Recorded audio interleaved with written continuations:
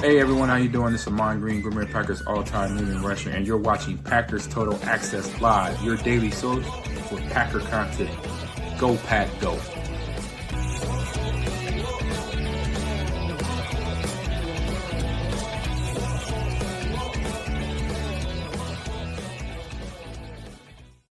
What's up, guys? Welcome into PTA. This is Clayton, joined alongside Tim in Green Bay. We are live on Facebook, YouTube, X, and Rumble here to talk Packers as we do each and every evening. If you're looking for daily Packers content, this is the place for you. Make sure you hit subscribe, hit like on your way in. I know the chat is already on fire. We got Tim in the house. We'll have Emilio possibly joining us here in a second, the newly married Emilio. Tim, do you think he's going to come in with a suit on or something? He's going to be all sophisticated now that he's longer single. He's probably going to have his hair a little messed up and probably not wearing a suit if he enjoyed his post-wedding celebration activities properly. So we'll see. You never know. It would be hilarious if he hopped in here and all of a sudden it's like, all right, I got it locked down. Now I can be a complete slob. He come in here with no shirt on, have a tie on still, though. You know what I mean? Just yeah, unbelievable. That guy, you never know what he's up to, man. So everybody in the chat, good to see everyone. Hit that like button on the way in. Appreciate y'all making us a part of your evening. Respect Orange's green and yellow tux, LOL. Hey, there you go. And not a normal looking green and yellow tux either, Tim. One like Dumb and Dumber. You know what I mean? You like get one of those. It just kind of sticks out. So we'll have to ask Jordan if she let him wear the cheesehead sombrero at the wedding or not. I didn't see any of those pictures. We'll have to find out. Do some recon. Yeah, exactly. All right, let's dive into it, man. Let's waste no time. We got a lot to get to tonight, Tim. I'm excited about this show. Let's start off in the Patreon group here. We had several comments, several questions in the house here. So if you guys want to join our Patreon community, just go to patreon.com/PackerFan Total Access. Scan the QR code in the upper right. It'll send you to the same place. It's the best way to support what we do here at PTA. And it also acts as super chats where we got a questions for the show tab. Andy Monday says, I love the movie Miracle, which tells the story of the 1980 U.S. Olympic hockey team. One of the Team USA chief high mucky mucks criticizes Coach Herb Brooks' roster for not including some of the best players. Herb replies, quote, I'm not looking for the best players. I'm looking for the right ones. Where do you see Goody doing this on Green Bay's roster? Or is that quote not really the way teams get constructed? Andy, I think there's some teams that don't construct teams that way. But the most successful head coach in the history of the NFL, it's exactly how he conducted building a roster. He was also the GM. You may have heard of him, Bill Belichick. They had a quote, a saying, and I believe they got it from Bill Walsh. I say they because it was him and Michael Lombardi and other front office executives that worked for Bill Belichick in New England and also Cleveland, but New England where all the success was. They say, we're building a team, not collecting talent. And it's funny, I'll tweet that sometimes when there's like a team building activity or something happens with the team where you can actually see where the players care about one another, right? And they got that true chemistry. I'll tweet that out. And people, it never fails. There's always somebody go, yeah, but you got to have talent. I went right over your head, Bob, right over your head. The whole point of that is you can have the most talented team on paper. Go back and you remember the year that, and I'm just kind of asking everyone in general here, there was a year where the Eagles went out and signed everybody. And they were calling them the Dream Team, right? I want to say this was like right around 2015 or somewhere around that time frame, and they fell flat on their face, right? Talent doesn't win ball games alone, right? You've got to have a team. You've got to have an organization that is lockstep, because the reality of the NFL is the competition is so close. The difference between the worst team in the league and the best team in the league is really, really close. So you got to have something to set yourself apart. And a lot of times these games come down to, we see it every week, guys. How many point spreads you see it's less than 3 points, right? So what's going to push you over the edge? I personally don't think it's one single player. I don't necessarily think it's a specific scheme that's constantly going to push you over the edge or over the top. But I think it's just a collection of everything. And one of the main components is when you're getting your ass kicked, when you got a bloody mouth and it's the fourth quarter and you don't know how you're going to line up, bend over for the next play, the next snap. Many times you get into this zone where you're playing for the guy next to you, or you're playing for that position coach that's went to bat for you all year long and poured his guts out into you to try to make you a better player. That's where you kind of dig down a little bit. I know we got Bates in the chat who won the MAC giveaway last night. Bates is a Marine, right? Bates will tell you all about it. How do the Marines get through so many tough situations, being on the front line? I mean, they are, and I'm not trying to put them above any other branch of the military. That's not the point. I know there's going to be people in here going hoorah and others saying the Navy's better. And it's like, calm down, right?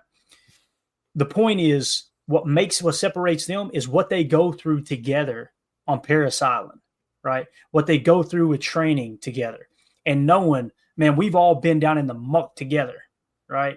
And we're going to come out and play for one another. So I think that's a real thing, and I think that's kind of what he means there, Andy. I still have not seen Miracle. I'm not a huge hockey fan. I was when I was a kid.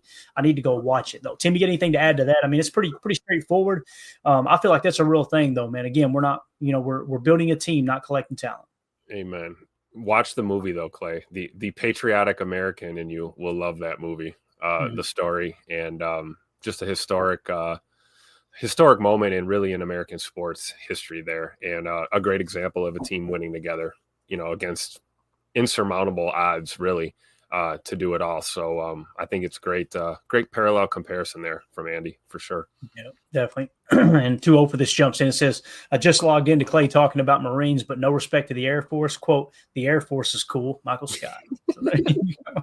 All right. Next comment. It is. Here. I heard the Air Force is really cool. They all get the nice air conditioned barracks and stuff. They live the good life. I think that's part of their standard duty issue. They get a personal air conditioner before they set up their ruck and their cot. Yeah. When I had just turned 18, I know people don't want to hear these stories. It's boring, but when I had just turned 18 and I decided I wasn't going to play college baseball, couldn't afford half of the tuition that I was responsible for outside of the partial scholarship because we were broke. But my brother was like, he was in the Army and he was like, man, you ought to think about joining the military. You'd be perfect for the military. Because I love that whole team. If you guys haven't caught on, I love the whole team environment, the team aspect, everybody working collectively towards a common goal and purpose. And he said, but what he told me, I said, what branch would you think? And he's definitely Air Force. He was in the Army, but he said definitely Air Force. He's like, cushy. I'm like, all right. So there was a short time where I was thinking Army or Air Force, and obviously just decided to not do anything to help my country like the bum that I am. You know what I mean? So. Yeah, 2-0 for this. I'm laughing at 2-0 for this. It was a hard life, Tim. One dude's AC was out the day we got to deployment. He couldn't sleep until it was fixed the next day. Unbelievable. I love it. Yeah, next question here. If the NFL increases regular season games to 18 and reduces preseason games to 2, then would camp rosters get reduced from 90 since there will be even fewer games for players to make the active roster? And would regular season rosters increase since the number of games increases? Going from 17 to 18 is about a 6% increase, 6% above a 53-man roster is an additional 3 players. Andy, I love the way your mind fires. I have no reason to believe they would change the roster size because of an extra game or change the whole 90-man cut down, whatever it is, like the cut down from a 90-man roster because there's one less preseason game. But you never know, man. I can see your point there. Maybe it could happen. I don't know. We should know here in 2 to 3 years, according to Adam Schefter, his prediction is an 18th game will get added somewhere around probably 2 or 3 years down the road. So Andy Monday went on to say, funny how this season schedule has the Packers playing the Bears twice over a 3-week span. We had talked about that. Really, really odd. A few other weird schedule happenings in Packers history. We played the Lions 5 times during the 1994 calendar year, January 2nd and 8th, November 6th, December 4th, and 31st. We played the Cowboys twice in the regular season in 1989. We won both. We played 5 consecutive divisional games in 1986 due to the players' strike. We didn't play the Bears at all in 82, and we played the Giants twice in 81. Really, really weird, man. Those strikes, Tim, they'll throw a wrinkle in everything. My goodness, man. Yeah. I can only imagine how everybody felt trying to make everything kind of that puzzle piece or that puzzle come together in pieces. Chris in the Patreon group said, I'd love to see a 60-man roster, Andy. A lot of good football players out there, and these owners can't afford it. Just add an additional $7 million to the annual team cap. So Chris is on board with it. And then we got a question here from Miss Jerry. She says, question and a suggestion. Please explain the stat yards over expected for receivers what goes into that grade. Also, I think a fun chalk talk would be goal line stands when our defense held great teams in the red zone last year. I think those are some of the most exciting moments for me. Tim, I'd be all about doing a chalk talk geared around just goal line situations. I know our boy Emilio is all about the red zone, but wouldn't that be a fun chalk talk? I'm going to look up the exact definition of the yards over expected so I don't screw it up with the exact, like I said, description of it. I think Jerry's correct here. I mean, really, a hybrid of both would be cool because I know we had a few goal line stands last season, a couple key stops, but really just anything, inside that red zone area, shutting the door on teams, man. That would be a fun chalk talk for sure. Mm-hmm.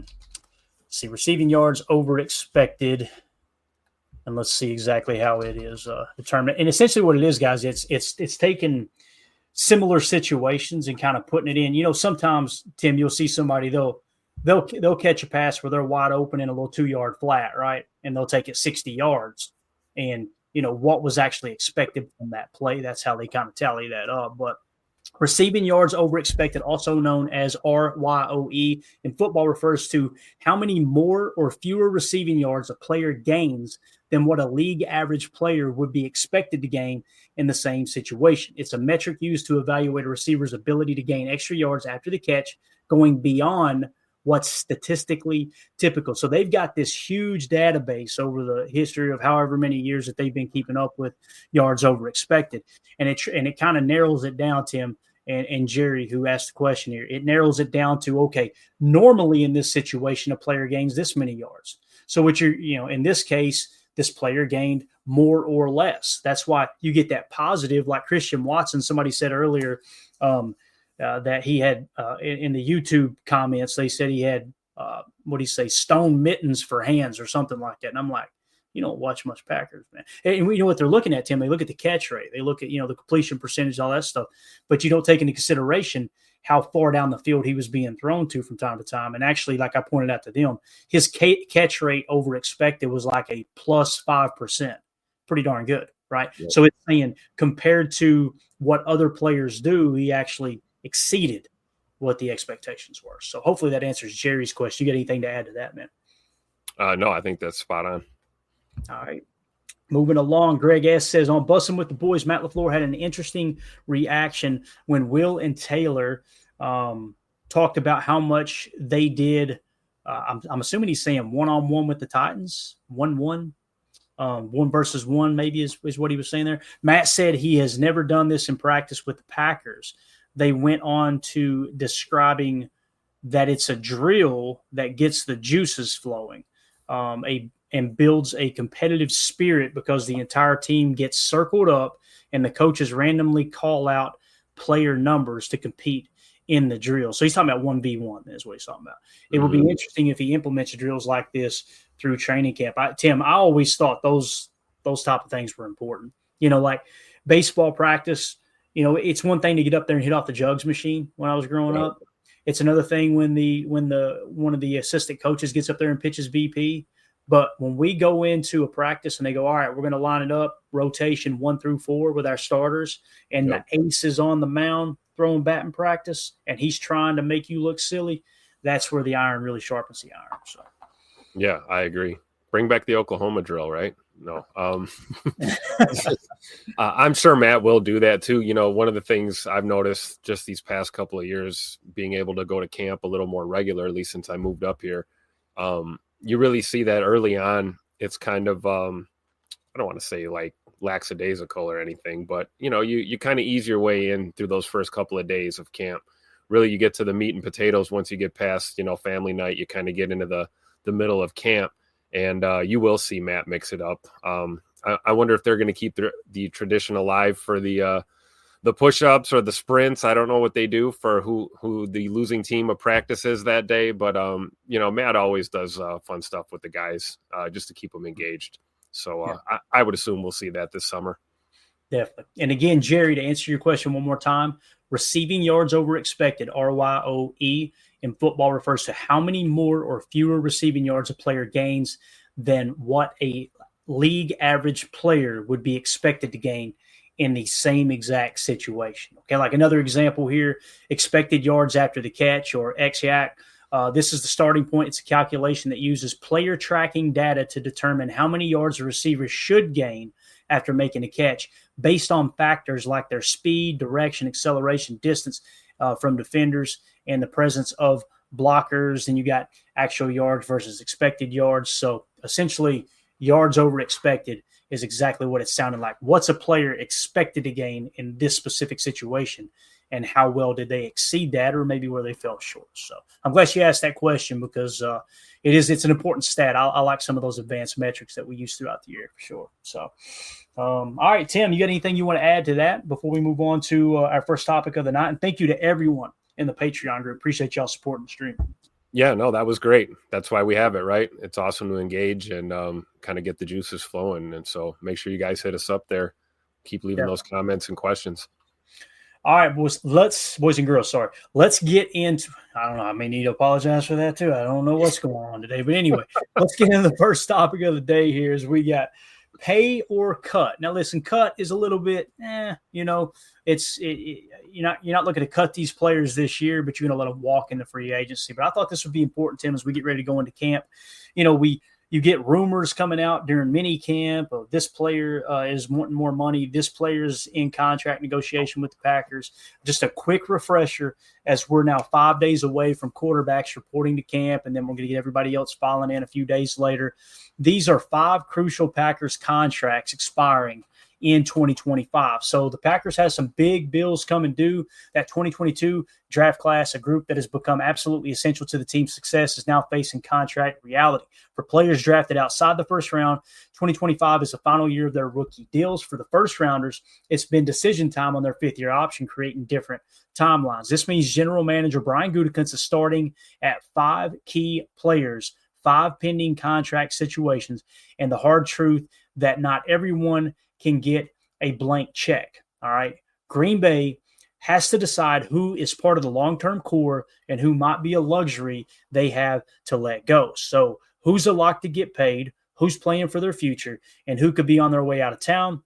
Today, we're breaking down each player, and I'll give you my verdict on whether the Packers should pay up or prepare to part ways. These are the kinds of decisions that make or break a championship window. Tim, let's start with the no-brainer right off the bat, Mr. Zach Tom, back up the Brinks truck, baby. And I literally titled it The No-Brainer. All right, so Zach Tom, let's start with maybe the easiest decision on the entire board. Right tackle Zach Tom comes in at number 1. This isn't really a question of if the Packers pay him. It's a question of how much it's going to cost them. Since getting picked in the 4th round, he has been an absolute home run, developing into one of the best young tackles in the entire league. He's shown his versatility all over the line, but he's found a home at right tackle, becoming arguably the most important player on offense, not named Jordan Love. People look at that, Tim, and they say he's not left tackle. Left tackle is more important. I'm telling you guys, the trend in the NFL is to put your best pass rusher over the right tackle now. So now what you're seeing are teams building up the right tackle spot, like Penei Sewell in Detroit. Obviously, Green Bay with Zach Tom was a home run. So right tackle, it falls right into that tier 1 for me now, Tim. Tackle in general, because it's funny to see how defensive coordinators have kind of bent their game plan around, hey, let's attack one of the weaker links in terms of the edge blockers there at tackle, and let's go after the right tackle. Does that make sense? Totally makes sense, especially when you consider that week 1 matchup we're talking about, against Detroit to open up the season, man. Aiden Hutchinson coming back from injury or not is still a freak, and you feel really good having Zach Tom as your right tackle in a situation like that for sure. Yeah, goes on to say the market for elite tackles is exploding. Just look at Penei Sewell's deal worth over $28 million a year. Tom is playing at that level. I repeat, he is playing at that level of Penei Sewell. Reports say the Packers are already having, quote, healthy conversations about an extension, and they need to get it done before his price tag gets even crazier. You simply cannot let a player this good at a premium position get anywhere near the open market. Tim, as you see here with the PFF grade with Zach Tom, no surprise, 68, 79, 85, and guys, last year playing banged up all year long. That's the fact that he got that much better And I know the Tom haters will go, how did he play against the Eagles? How did a lot of offensive linemen play against the Eagles, right? So, you would like to have seen him had his best performance in the most important game. But to me, man, it does not reduce the value of Zach Tom because he had that bad game against Philly. This guy is an ascending player. He's one thing I love about him too, Tim, is he is at all practices, all mini camps. He's not in there going, I want my money. They're having their negotiations behind the scenes, and he's just going out there and going to work every single day. Yep. He's definitely one of those guys that, as long as the offer is in the wheelhouse, he's going to be happy, right? I don't think he's expecting, anything astronomical, but he does deserve to get paid and handsomely. And I think the Packers are going to do right by him and get it done. Yeah. Speaking of getting paid handsomely, we got Emilio in the house. Emilio, did you sign that prenup? That's it. That one got lost in the shuffle for sure. Yeah, right. All right, man. I just want to say congratulations, man. Congratulations. Congrats, brother. Yeah. Absolutely. Glad you both got to meet her. She's amazing. She's a rock, right? And now I get to join in on the get to go save my marriage, right? So I'm starting that early though. I don't know if I want to start right away. Maybe I save that one for like a year in. I don't know. All I'm saying is just keep building up credit every chance you get. Keep building up. If you walk into that kitchen and you see that trash can and it ain't quite full, it's almost there, take the damn trash out. Take it out. Especially if it smells bad, man. It's got to go. Get it out of here. So the problem is I'm using up a little bit of that playing a little college football in between, Clay. So it's like I got to really be careful using up too many points. People watching this video that we're going to edit out later going, I thought we were talking about Zach Tom. We're going to be talking about marriage. Welcome to PTA. This is what happens. All right. Appreciate everybody in the chat as well. Thank you all. Appreciate it. Missed everybody as well, man. Glad to be back. United Bates with the super chat says, shout out to Carrie Kapler in the chat. That's my mama Dukes. I'm recruiting PTA followers. LOL. Thanks, Bates. The check is in the mail, sir. Check is in the mail. We're gonna put Bates on commission pay here for bringing followers in. But welcome in, Carrie and Bates. Thank you so much for the super chat, bud. We appreciate you. All right, back to Zach Tom. Let's look at the market value here real quick. The calculated market value for Zach Tom, $21.7 million. And when you look at the comps, the comparable players, Penei Sewell, Jonah Williams, Spencer Brown, and Jawan Taylor. Okay, when you factor in everything in terms of the length of their contracts, the value of the contracts, the average salary, and the age in which they signed those said deals, you get an average of 4 years, $73.5 million, and an average salary of $20.2 million, and the average age when signed was 25. Okay, so the base calculated value on those comps is 4 years, $75.3 million. Average salary of 18.8. You're going, hey, that don't sound too bad. Tom gonna get more than that. All right, let's move along here. Statistical comparisons. All right, Penei Sewell played 100% of the snaps. Jonah Williams 100% of the snaps. Spencer Brown 93.9% of the snaps. Jawan Taylor 100% of the snaps, or games played, I should say. It means they were healthy for all the games, right? That average comes to 98.4. Zach Tom's average in terms of being available is 97%. So he's losing minus 1.45% change there. Okay. Quarterback hurries allowed. Penei Sewell 1.4, 1.9, 1.06, an average of 1.3. Zach Tom 1.4. So that's a minus 4.44 on that column. Quarterback sacks allowed. All right. Going down, let's just talk about the average. The average of those four comp players, 0.33. Zach Tom, 0.15. So he gained some there, right? 54.55 gain. And then the rating that comes out for those four players on average is 66.15. And Zach Tom's is 82.70 for a positive net gain of 25.02. So essentially you got a median prime percentage change of 11.7% and an average prime percentage change of 18.4%. What that's going to do is land you into calculated market value for Zach Tom at 4 years, $86.7 million, or an average annual salary of $21.6 million. My verdict, fellas, pay Zach Tom his monies, all right, and get it done yesterday. Lock him into a long-term deal and keep Jordan Love's protector in green and gold for the long haul. And boy, oh boy, is it nice knowing he can play all five positions on the offensive line, too. You guys agree, disagree? What's your take on Zach Tom?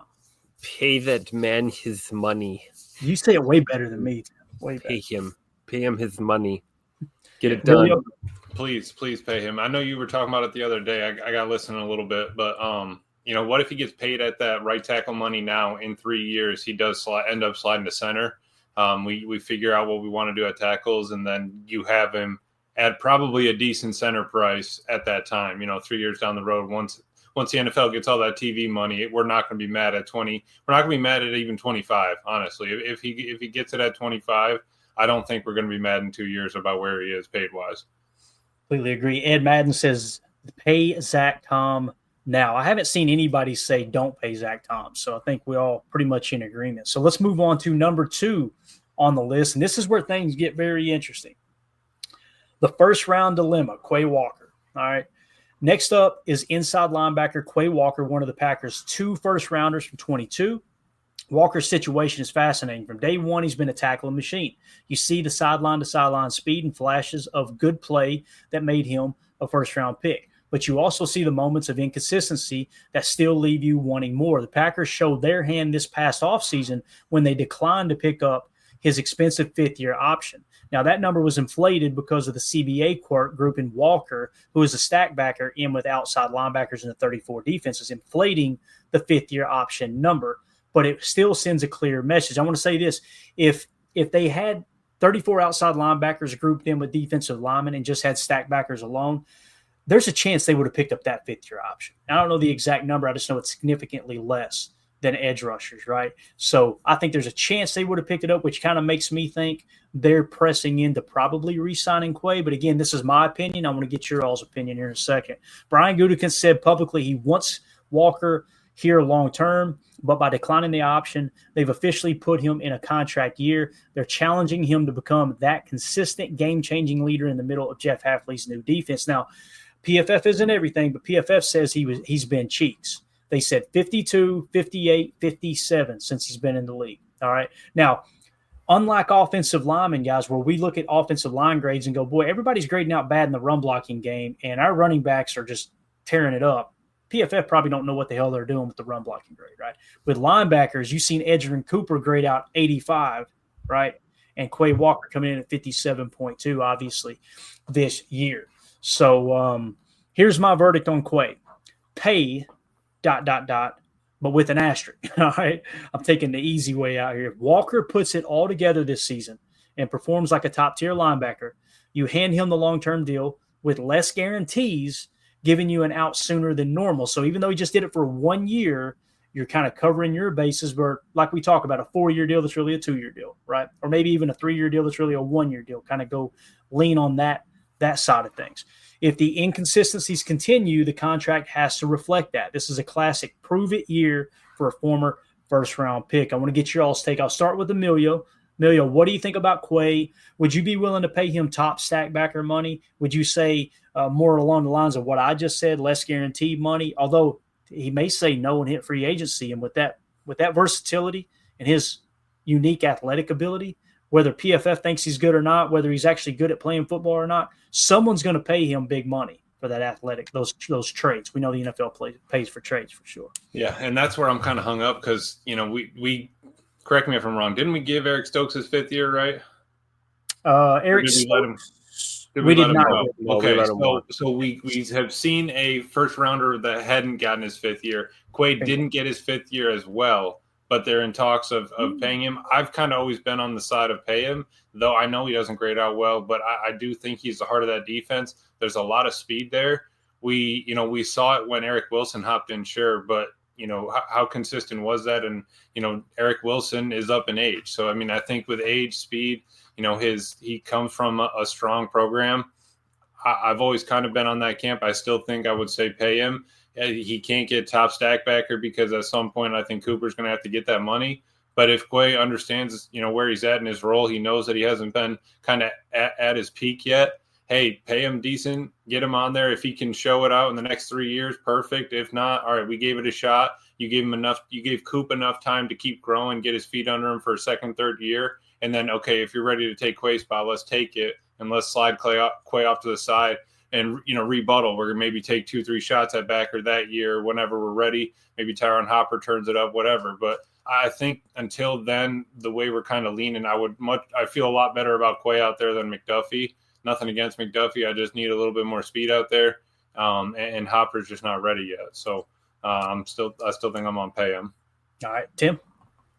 You guys know I'm a Quay Walker fan, so of course I'm going to say it. That's why I made you go last, Tim. I knew what your answer was going to be. Of course I'm going to say it. I know that there's probably a lot of people that think, hey, he hasn't shown it by now, let him walk. His development's been a little up and down, but I still think he's a high ceiling dude. I think he's maybe a late bloomer, but certainly would not disagree with the fact that this is a make or break year for him.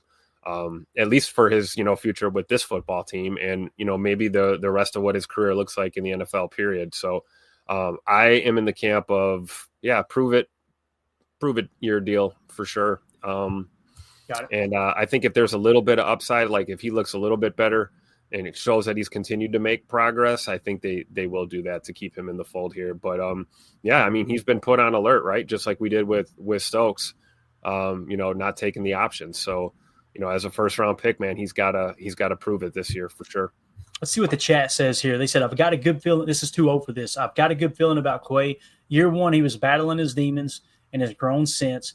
I think he will have a good year. I agree with all that. And here's the thing too, like one of the reasons why I'm kind of like, you know what, if you could pay him a little more of an incentive base rather than, fully guaranteed money, you started to see a glimpse of it last year. When he, before he got hurt, it was like, okay, I think it's starting to click with Quay.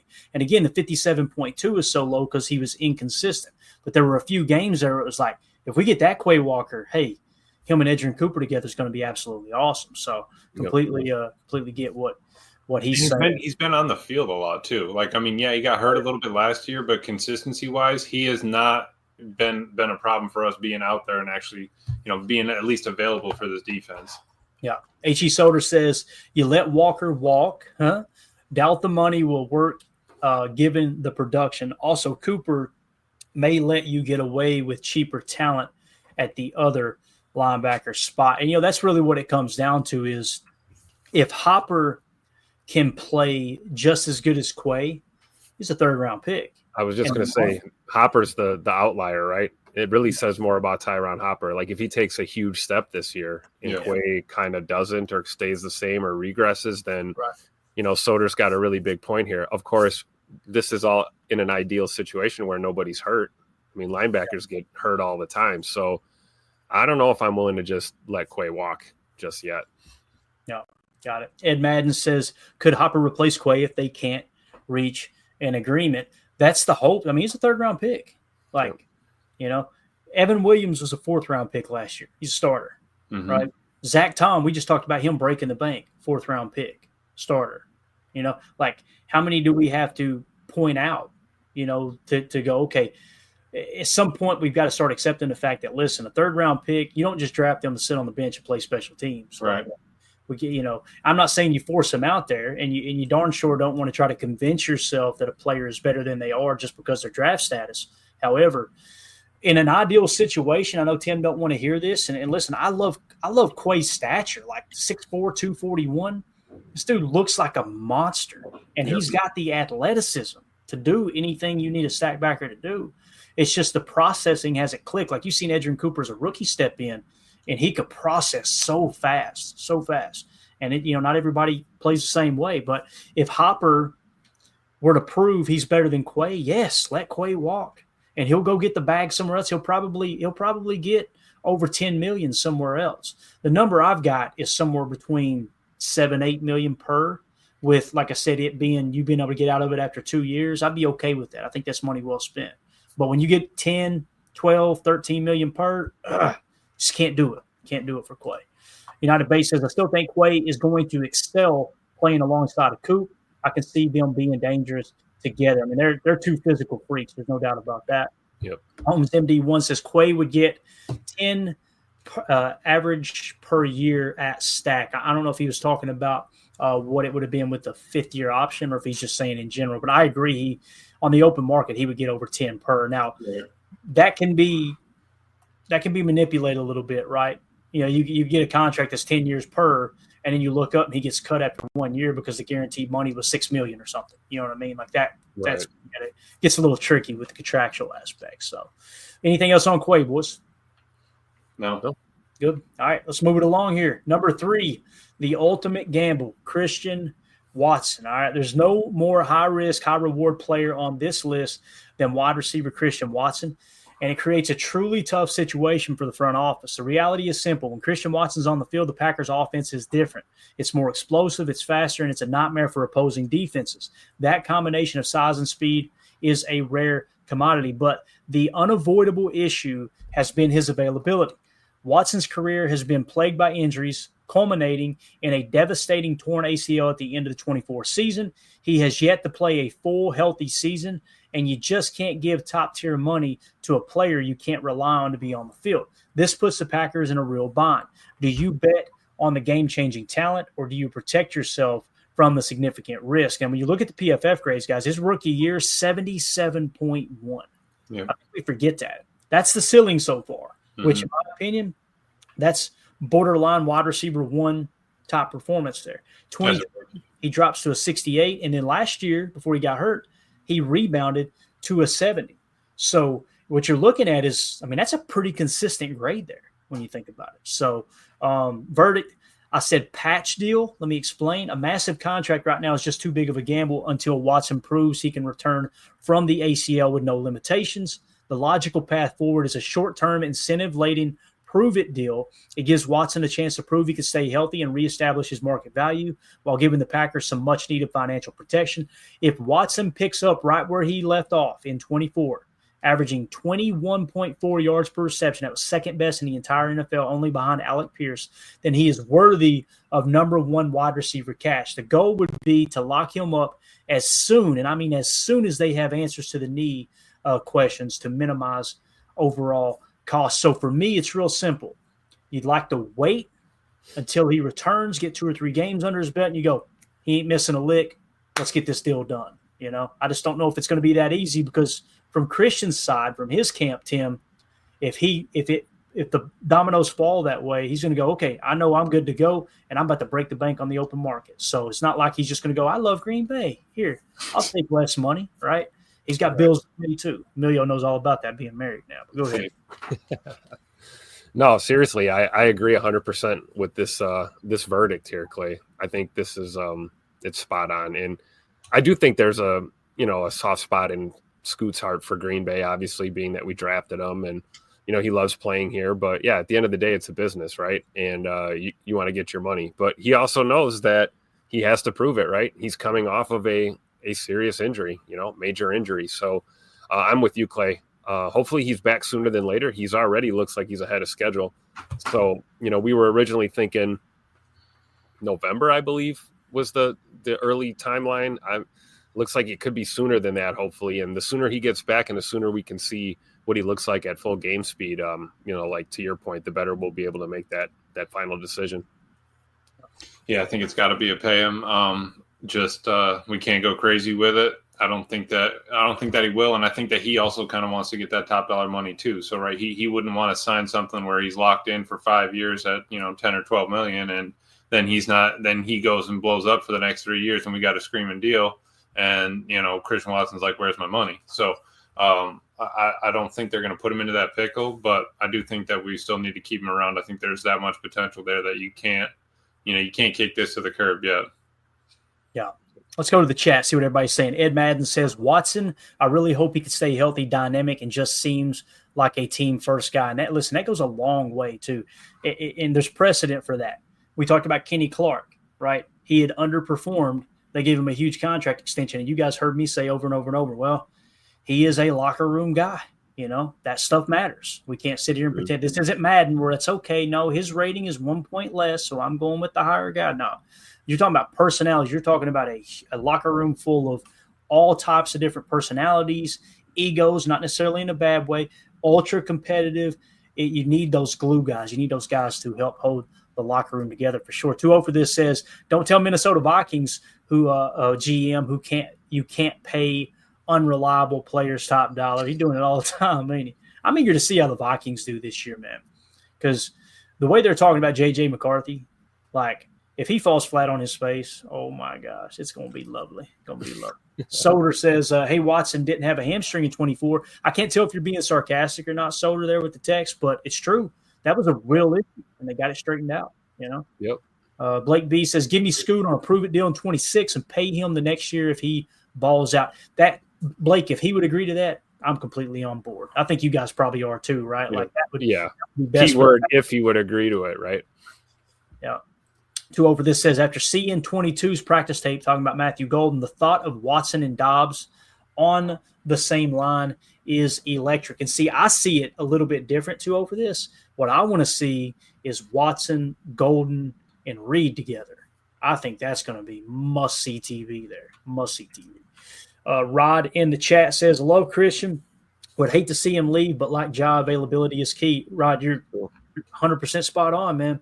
I mean, it's a real. Goody's got to be looking to the future, thinking, oh yeah, he doesn't want to go through this again with anybody, right? Mm-hmm. All right. He's got to be looking right now at that roster and going, all right, if we hit on Golden, we hit on Savion, we got Wicks for 2 more years. We've seen what Wicks can do his rookie year. You got Jaden Reed under contract for 3 years. Like, he's looking at it in those terms. So he's probably going to go to Watson with a 1-year prove it deal or a low overall number. Probably give him 2 options. Here's a 4-year extension with way less guaranteed money to protect us if the knee isn't healthy, or a 1-year prove it deal to get him back. And let's find out if it makes sense. Now, there's a little bit of precedent for that too. If you guys will remember, that's how they did Jordan Love. Jordan Love did the team a favor when he signed that 1-year extension. That's very true. So there's a little bit of precedent there. Solder says Watson, Golden, and Williams. Williams give them so much speed at wide receiver, flexibility that they have not had in forever at wide receiver in those 3. Couldn't agree more. Could not agree more. Anything else on Watson, boys? No. All right. Need speed. Pay him. We're going to move it along. We're going to move it along to the next guy. But before we do, that's going to do it for hour 1. For those of you who are listening on the podcast, we appreciate you more than you know. We'll see you on the other side for hour 2. We're going to get into number 3 on maybe number 4 on this list. See, I'm from Kentucky, man. I can't count, but we'll see you on the other side. We appreciate you.